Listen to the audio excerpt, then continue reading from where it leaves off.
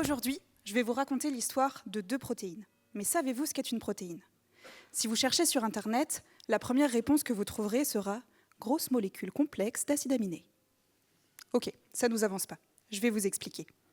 Imaginez une ville gigantesque, avec une multitude de maisons individuelles et à l'intérieur, 1 milliard de bricoleurs qui s'affairent à faire fonctionner chacune de ces maisons.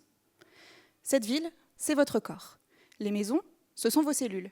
Et les bricoleurs, vous l'aurez deviné, ce sont les protéines qui réalisent les travaux nécessaires au bon fonctionnement de vos cellules et donc de votre corps. Alors, vous vous doutez bien que ces bricoleurs, ils ne travaillent pas forcément seuls, chacun de leur côté. C'est exactement ça mon sujet de thèse. Je travaille sur l'interaction entre deux bricoleurs, enfin, entre deux protéines. Ma première protéine, c'est Q, et elle est essentielle à la survie des cellules. Ça veut dire que si le bricoleur Q disparaît, les maisons s'effondrent. Ma deuxième protéine, elle, c'est Werner, et elle n'est pas essentielle à la survie des cellules, mais elle a d'autres activités. Werner, c'est une hélicase de l'ADN. On pourrait aussi l'appeler une déroulase. Si vous imaginez l'ADN comme un tas de câbles électriques bien emmêlés, Werner, c'est l'électricien capable de le dérouler. Mes deux protéines, Q et Werner, interagissent ensemble. Elles peuvent se lier. Un peu comme si nos bricoleurs ils se tenaient par la main. Pas forcément le plus simple pour faire des travaux manuels, mais passons. L'objectif de ma thèse, c'est de montrer le rôle de Q sur les activités de Werner.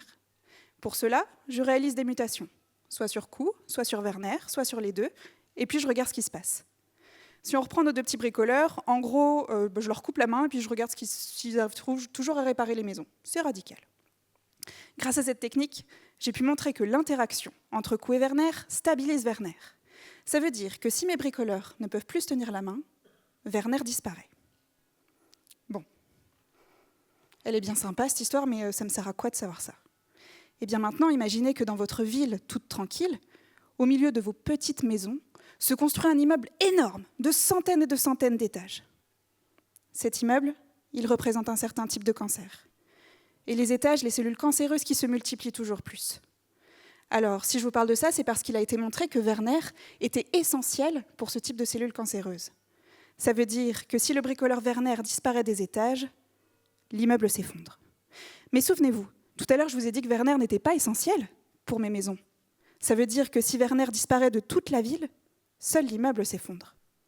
Et faire disparaître Werner, on sait faire ça, en empêchant son interaction avec Q.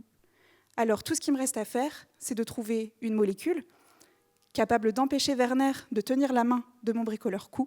Ainsi, Werner disparaît et fait s'effondrer avec lui l'immeuble horrible de votre ville bien paisible.